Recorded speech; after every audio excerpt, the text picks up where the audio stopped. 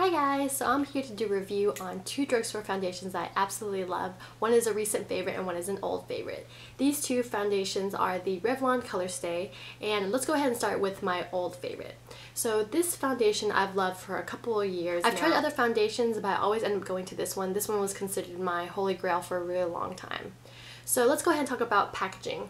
So this packaging comes in a glass container. It's 1 fluid ounce. Now it doesn't have a pump to it, so that's just one thing that I don't like. I like to have a pump because it just makes it easier to control how much you're using. Now for the formula, so this foundation comes in two formulas. There's the normal to dry skin and the combo to oily. I have the combo to oily formula.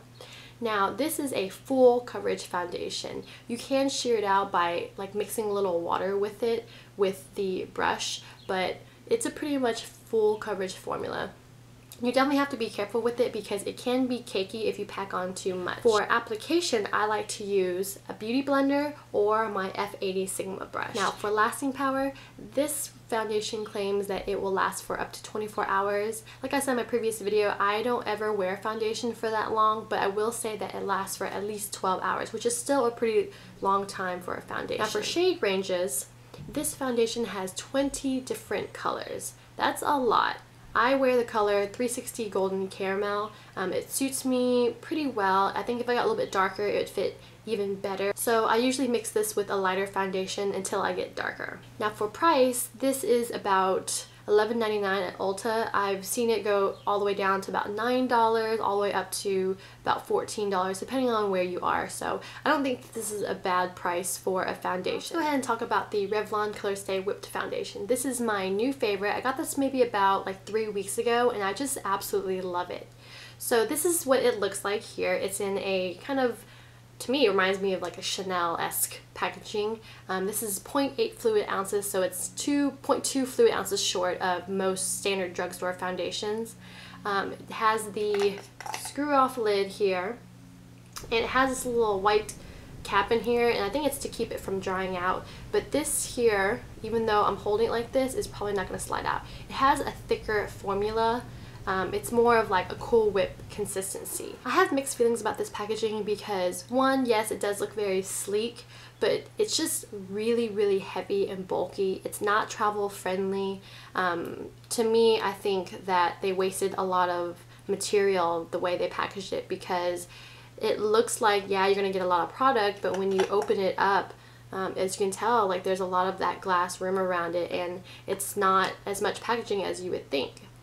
So when I compare this packaging to the original one, I mean, this is a lot bigger and bulkier as opposed to this one. So this formula here is more of a medium to full coverage foundation. It's more medium coverage. You can build it up, but to me, it's more medium coverage. Now, how I like to apply this foundation, I like to use my fingers.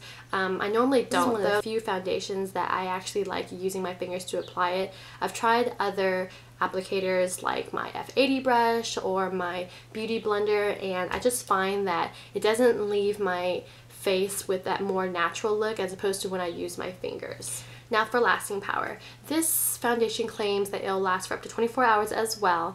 Again, I never wear foundation for that long, so I can say that it does last for at least 12 hours, which is still, like I said, a good amount of time for, you know, how long you will wear foundation. As for shade ranges, this product has 12 different shades, and this came out probably either last winter or last fall. So it is somewhat fairly new product, so I'm not sure if Revlon's going to come out with more colors, but I will say though that the other Revlon foundation has a better shade range compared to this one here.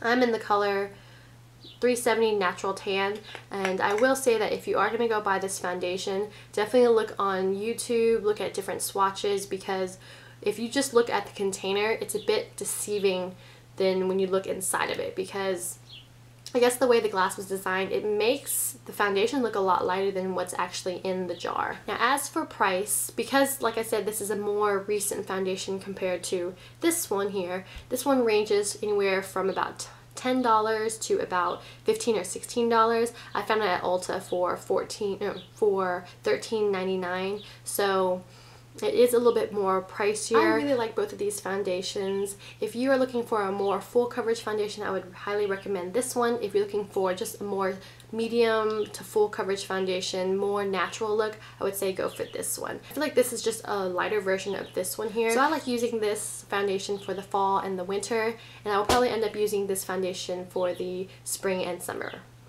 So that wraps up my review on the two Revlon Colorstay foundations. I hope you guys enjoyed this video, and I'll talk to you later. Bye!